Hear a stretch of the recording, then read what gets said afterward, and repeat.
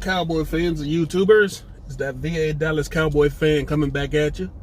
Thank you for liking, sharing, subscribing, and commenting down below. I make these videos for me and you, and they're a little therapeutic, you know? We get to talk about the running backs and the tight ends today on our primer.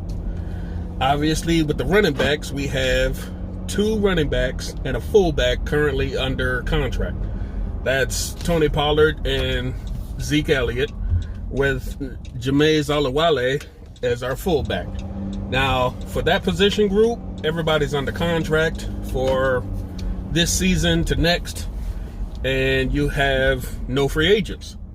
Now, more than likely, because of the workload they put those guys through, we're going to see a lot of undrafted free agents or maybe a late round pick as far as running backs go, because they're going to want to bring in some camp bodies so they don't run these guys down. As far as the price, we've already locked in Zeke for years to come. Tony Pollard's going to be good on his rookie contract. And I think there's one more season left under Jameis' contract. Now, if he see some action this year under the new coaching and new offensive coordinator, well, semi-new offensive coordinator, that's going to help out a lot, because that's now going to turn their attention and focus towards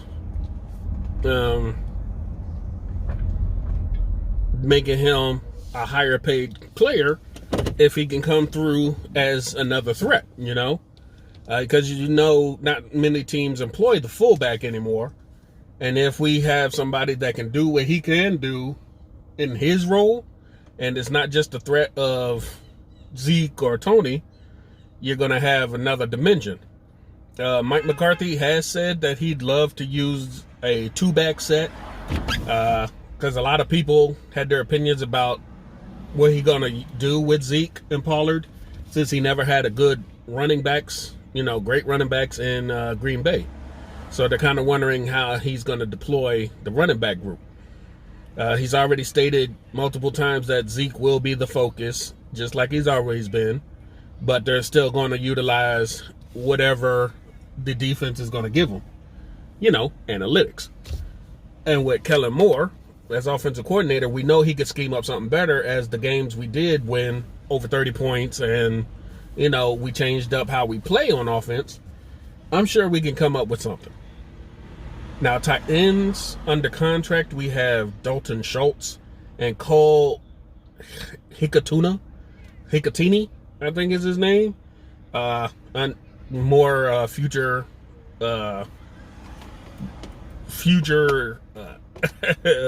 draft picks or future contractors. We'll have to see how that goes, because Jason Witten's probably gone and Blake Jarwin is a restricted free agent. And as all the reports are coming out, is that they're going to put a second-round tender on him. So even if he leaves, we'll at least get a second-round pick for him. And I doubt anybody's going to be willing to do that. Hi, baby girl. Hi. Origami box. Okay. Today I clubbed it and I went for origami. Great. But, like I said, Witten's more than likely gone. Jarwin we're probably going to keep. And the Dalton Schultz is hoping that if Blake is going to be number 1 on the depth chart, he could be bumped up to number 2.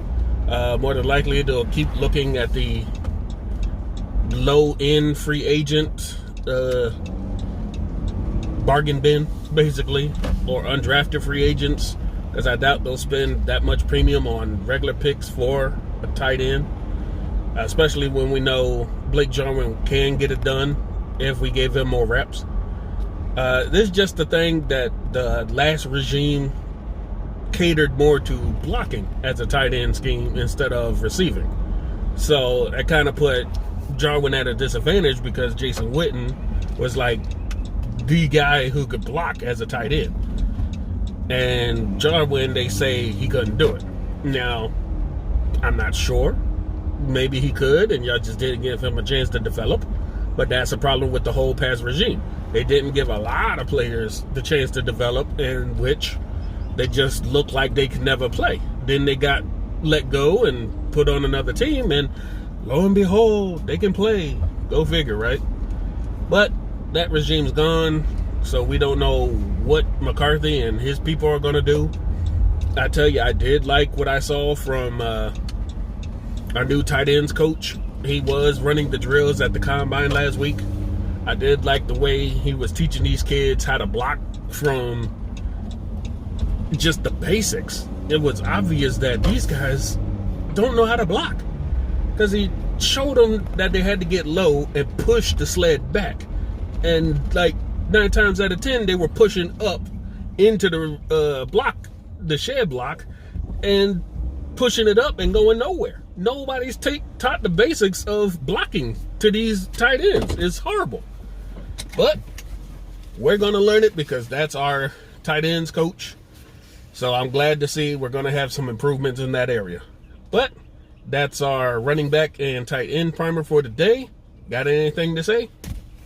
Like, comment, and subscribe. Make sure to hit the notification bell to watch our past videos so you don't miss anything. All right. That's all from the VA Dallas Cowboys fan and Dez Plays. Hope y'all have a good one. Happy hump day. Talk to y'all later. Peace.